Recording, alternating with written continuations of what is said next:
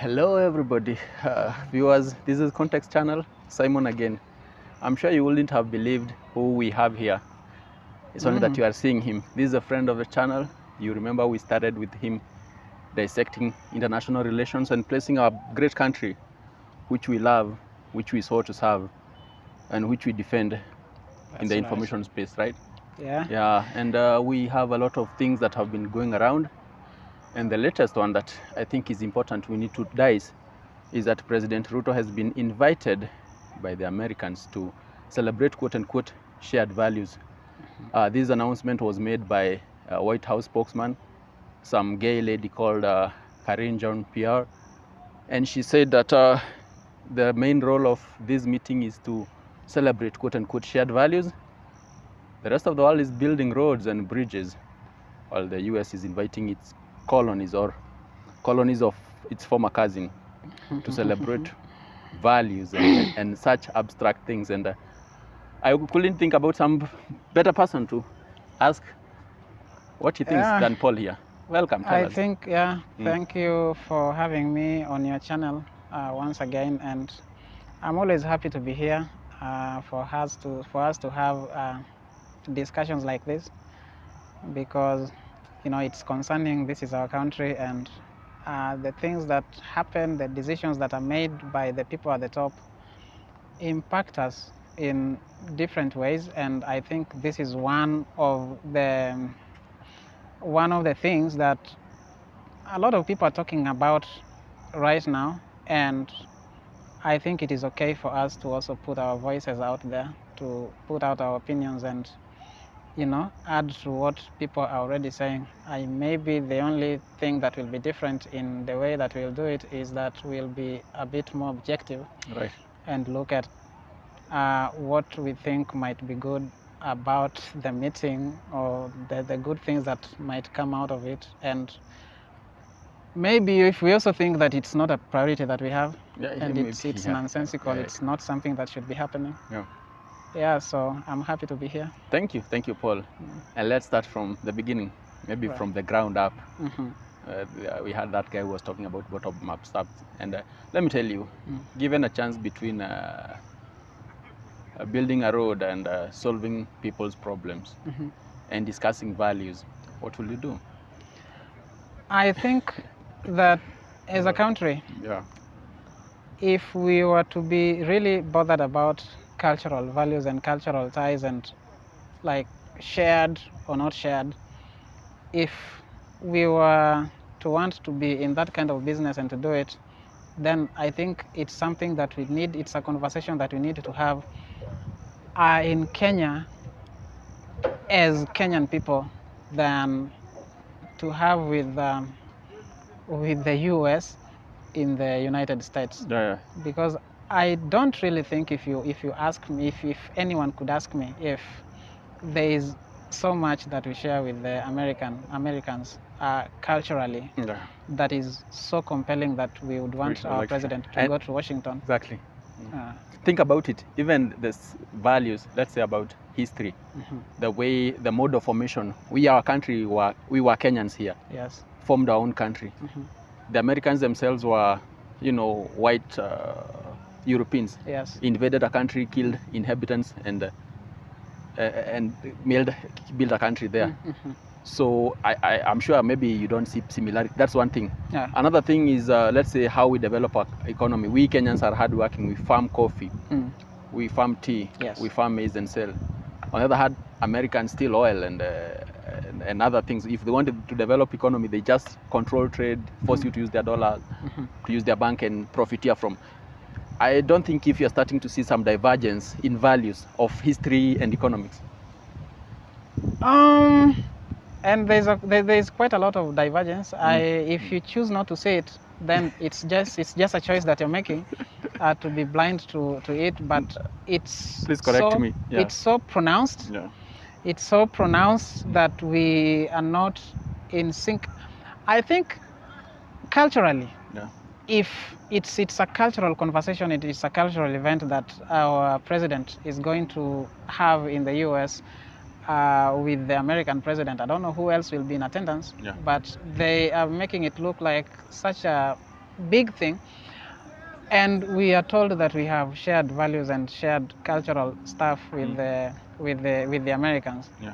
But I don't even think that America itself is culturally in sync with itself. Yeah. The American people are not culturally in sync with each other, because there are things that are happening in the United States and things that are so powerful, like globally, and they are always thinking of ways of pushing these agendas, around the world every single day, except when maybe a Republican is in office. Because when Donald Trump was in office, then he never mainstreamed something like gayism and made people feel like, I know that he never advocated for gays and lesbians to be, or the people in the alphabet thing to be killed or to be harmed because of the choices that they made around their sexuality.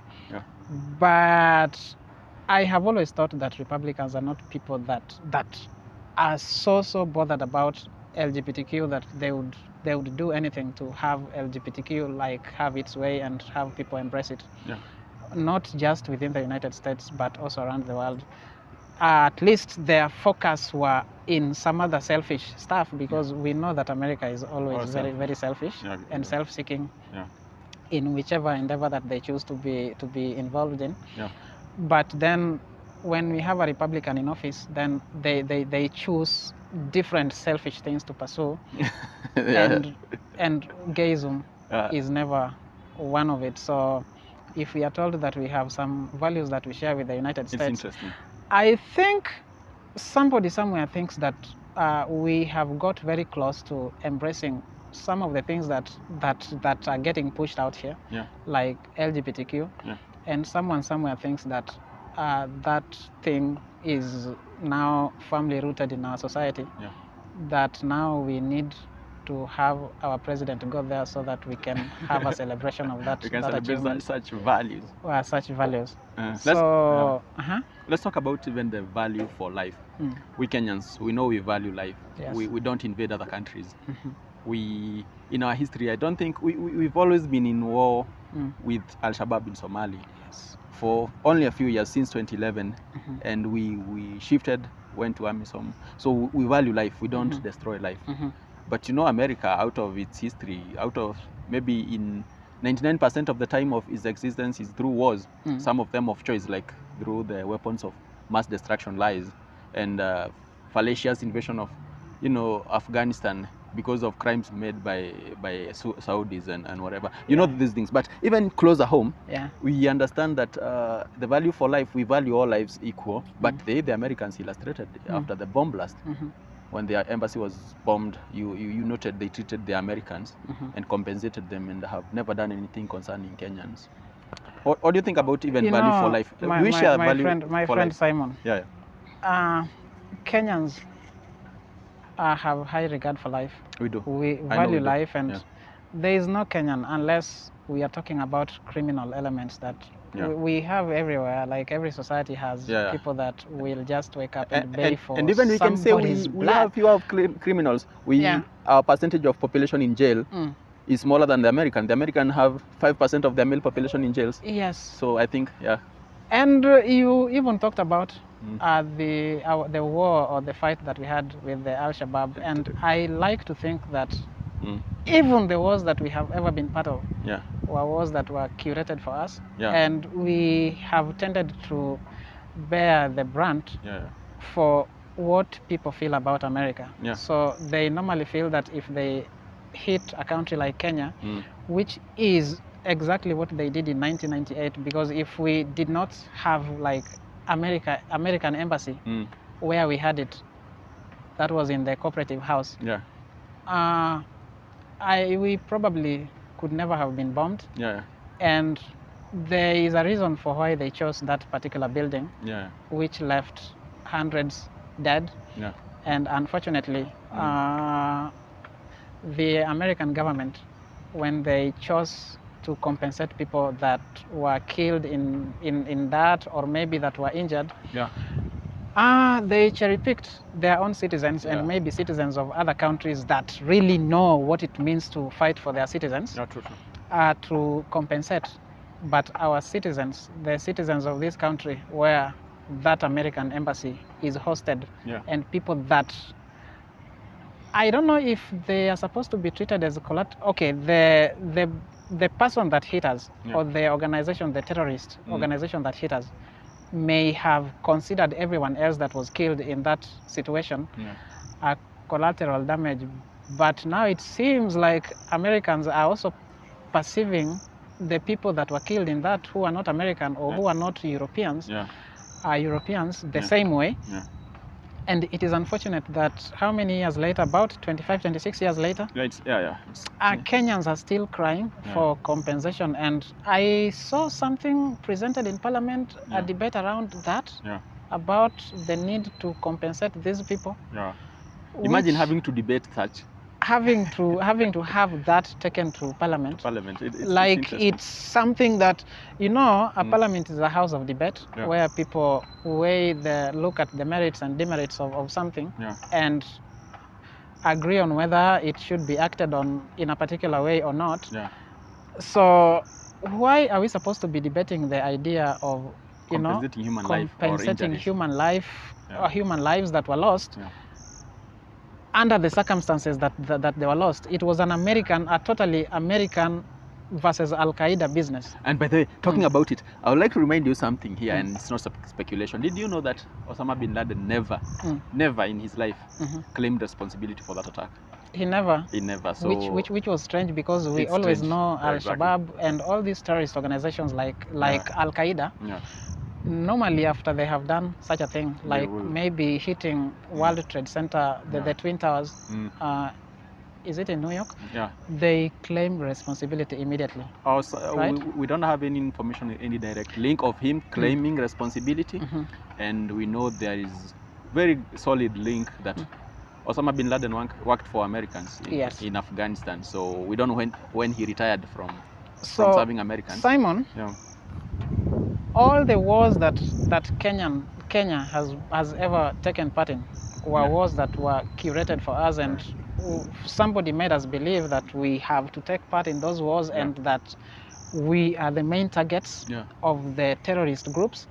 And if we don't do something about it, or if we do not make our military, be involved in it, and if we do not put our resources into that kind of thing, then we are in danger of being annihilated by those very people. But then, still, I like to think that all these wars are more about America than they are about any other African country.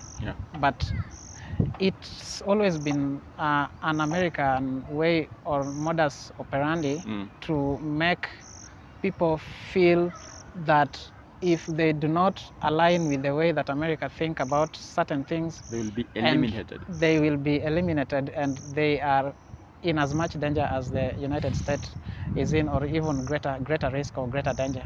Let's talk about, we know one of the problems we have with our African leaders is just having this small ego, and posing in some foreign capital may make them feel bigger, even for things that don't matter. We know the West nowadays, like talking about, we just saw yesterday, the king unveil a portrait of himself. Those are the petty things they are doing.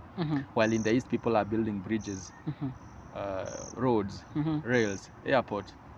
While at home, the US, Biden is just approving, same-sex relationship. Such nonsense. And the King of England is unveiling his portrait. They are so absorbed into themselves, like they become, I don't know what, just narcissists. You could just admiring themselves. So, considering even the psychological reward that our African leaders have with their cute, small egos inflated while they go to the West. What do you think will be the interest of Kenya being there, and maybe while parting, what do you think? Should Africa really think of aligning with those that are building? Simon, there is something, I would call it a small man syndrome, and we have boxed in that kind of thinking, where we do not think about ourselves as big in any way, and lining up to have a photo session with an American president is something that an African president really would relish, and when that happens, they normally want the best of photos or videos to be taken of them, because it looks to them like some broken world record. Just that they lined up like sheep somewhere in Washington or somewhere in Downing Street to shake hands with the British Prime Minister or with the American President. It's something that gives them some amount of validation, which even me, myself, small as I am, and not many people know me, I don't think that many people would consider me to be like someone that that would, you know, be compared with someone who occupies the office of president. Like I'm this little man. I don't think that greeting an American president is something that would get me like even bother me. I don't think at my dream would be but to then shake Biden's hand. Yes, I think these people think just decided that Africans are people that we can keep busy with a lot of nonsensical things and make them forget about their priorities and their worth and the things that they really need to pursue. Things like industrializing their own countries. When we think about industrializing Africa, then the debate about like carbon emissions come up, and and you wonder whether Africa, in comparison to like the West and any the industrialized economies, the heavily industrialized economies, compare or get even close to compare with them in terms of carbon emissions and stuff like that. So they normally have this tendency of making us feel bad about the decisions that we're about to make, and then we begin to second guess, and we just stop even thinking about doing that, because we are thinking about the impact of our actions on the planet. So Africa now turns to be the place where these guys come and preach about climate change and how, you know, when you industrialize and you release all the carbon into the atmosphere, the world will end the next day. The planet will be completely destroyed. And I think that we should be allowed to do what we have to do, so that we get to the same level of environmental destruction. If that is what it means for a country to get to the level of the US or to the level of China and Japan and the UK in terms of development and in terms of making sure that their citizens have a level of comfort and are assured of jobs and, you know, good living standards. And then we can start having conversations about climate change when we are at the same level of environmental destruction. I am not someone that advocates for destroying our planet. But I think that debate or that conversation should begin with the people who are already having or causing the greatest destruction to the planet, or contributing to the climate change, making it what it is now, that even makes us have this conversation that we are having about what we need to do to, you know, preserve our planet. And I think it would be more sensible for them to scale down on what they do that contributes to the amount of destroy the environment. Yes, to lower the percentage of contribution that their industries are making, before they can come and preach whatever they preach to people who do not even have industries that contribute as much 5% destruction that is happening. The entire Africa contributes only 3%, and the bulk of it is South Africa, so the rest of us is nearly zero. But I wanted to finish by asking very interesting question. Maybe we can judge how seriously or the white American leadership takes black people. This is not the first time for the white American leadership to interact with black people, including their own people.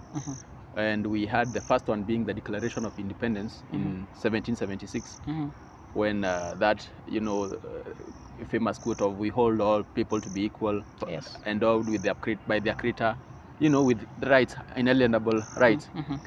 And they promised those rights and then continue denying the same rights to slaves. They continue keeping slaves.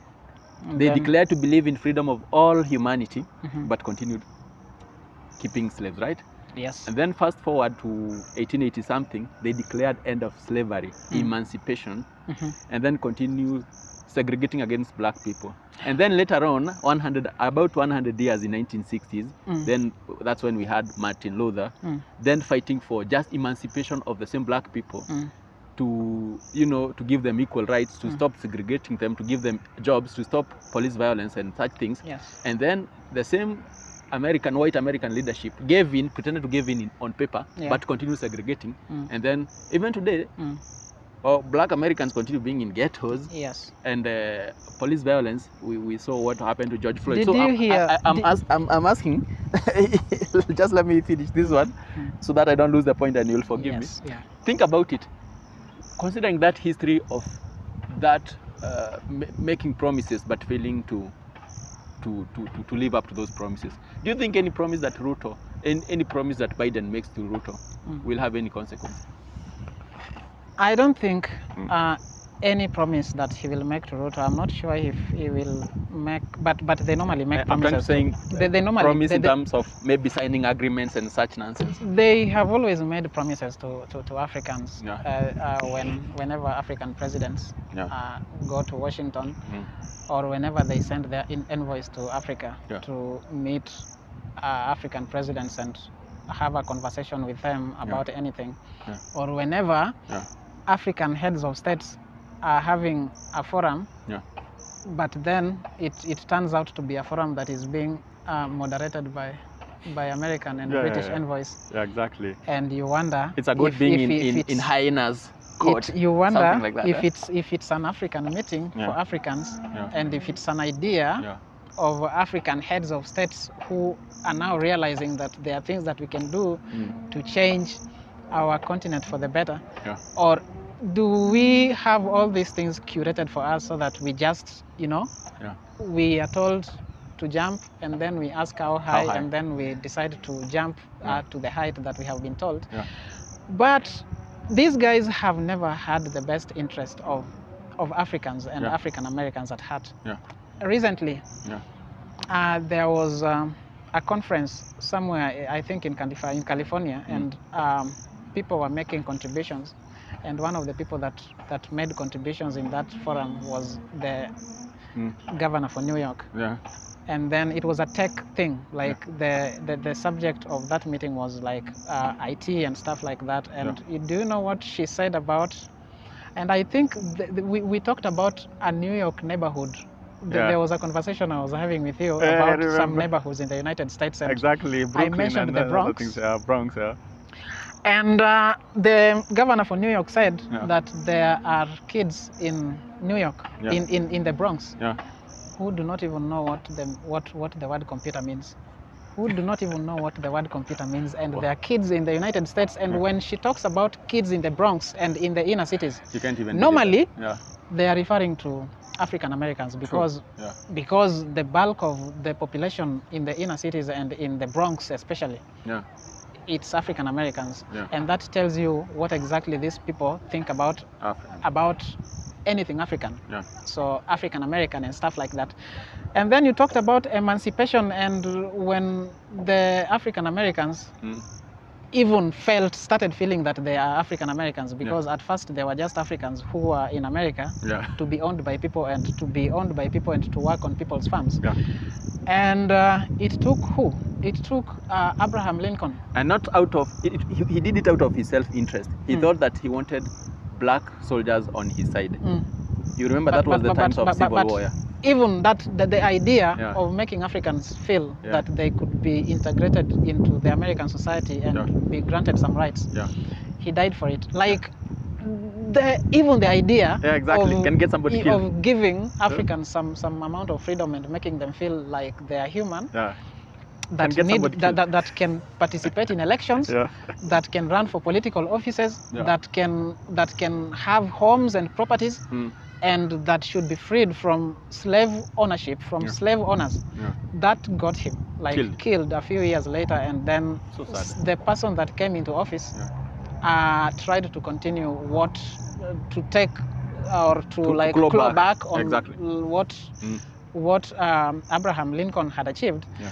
And then there were even attempts for the southern states to secede from the Union, just because they were going to have these commodities withdrawn from them, Exactly. like the slaves. So they were not going to own slaves anymore, and even they just never thought of which way they were going to survive. Thinking about it, you just reminded me of something. And let me add one more thing. Kindly, about people that tried to do it and they died in the process. You talked about Martin Luther King Jr. When he made those speeches in the United States, and the speeches are viral. In the summer of '63, coincidentally the year we... Yes. The speeches went viral and something like that, and then the American government and the society looked like they had embraced the ideas that this guy embraced, while in darkness, they were thinking of ways to eliminate this voice. Exactly, that's the point I noted. So it's a pattern of always eliminating or silencing people that try to. There's this Guardian article that tries to give insight into what was happening when Luther was reading his I Have a Dream speech during the Great March on Washington on August, I don't know, August 2nd or thereabout, 1963. And when the president viewed that statement, inside there was these the big guys from what do they call this internal security organization in the USA, FBI. Yes. The intelligence branch. After King read that very peaceful statement, they labeled him, this is the most quote-unquote dangerous nigger. We need to mark him. If he hadn't been marked, it's time now to mark him. And we know King did not live long afterwards, so he died. How could he live longer? How could he live long after that? Yeah. So the white US government killed a black man for asking for right. So I don't know what does the pet kind of president, pattern, because the African if head there and thinking that they are going to heaven or something. If African Americans cannot have anything like near equal rights, I don't think they're even asking for equal rights, but they are just asking for humane conditions to exist and to do their things.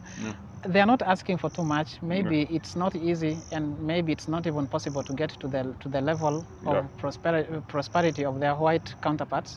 You know, the Europeans, and because they normally have their heritage. One person could be having like Belgian, Irish, whatever heritage. So I don't think African Americans and even Africans are asking for too much. We are just asking for us to be allowed to exist and to prosper.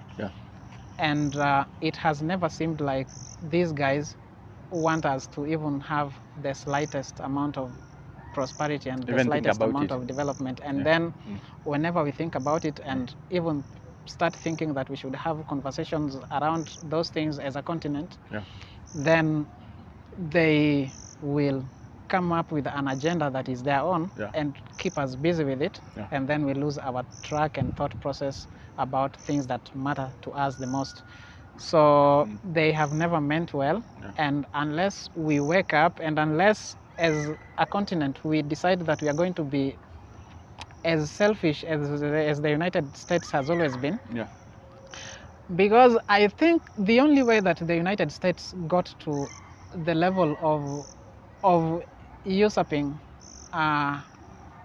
or is upstaging the right word, but then upstaging its colonizer, the British whatever, and stamping out the British hegemony from the American society, though I know that the bulk, the biggest bulk of Americans are people who are from Europe, so maybe America is just a European country that is very many miles away from Europe.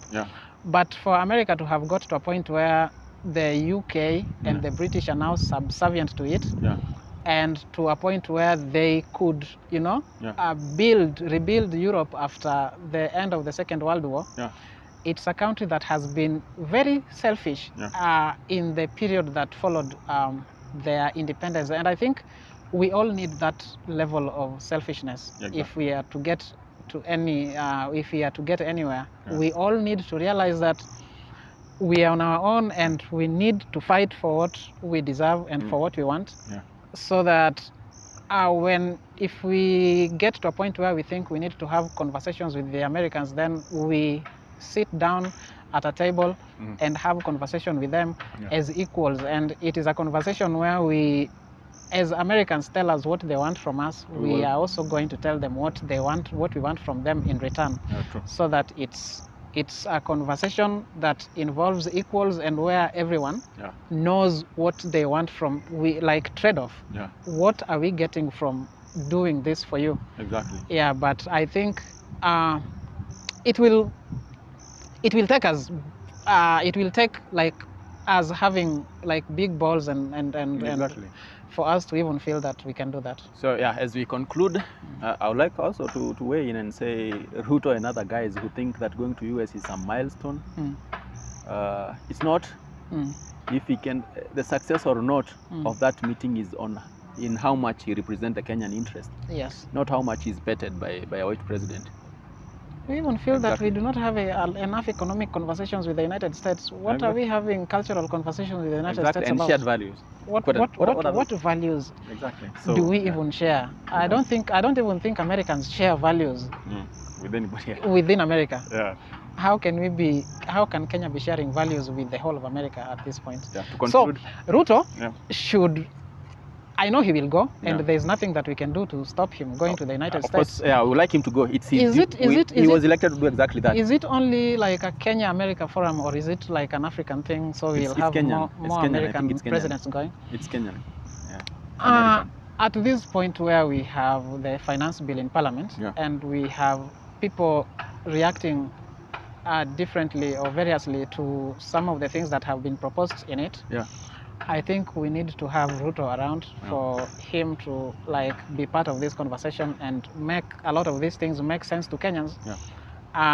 Because I know that they will be passed anyway. Kenyans will say whatever they have to say and express themselves in whichever way that they want to express themselves. And the bill will still sail through, but I think we need to have our president around so that even if the bill will be passed as it will be passed, but at least our president will have, will have talked to us about it and made us realize that it's a good thing and it's something that we should embrace and not really, use to fight the government on. Thank you, Paul, and viewers, thank you for your time. We appreciate you, and I appreciate Paul here. And we are back. Context channel is back. We will. I think we should do a lot more of these things because, we need to talk to each other a lot more. We need to be able to make sense of things together. True. And this channel can do a lot of that, and we are going to try to be a bit more consistent going forward. Exactly. Thank you, Paul. We have no choice. Thank you so much for having me. Thank you.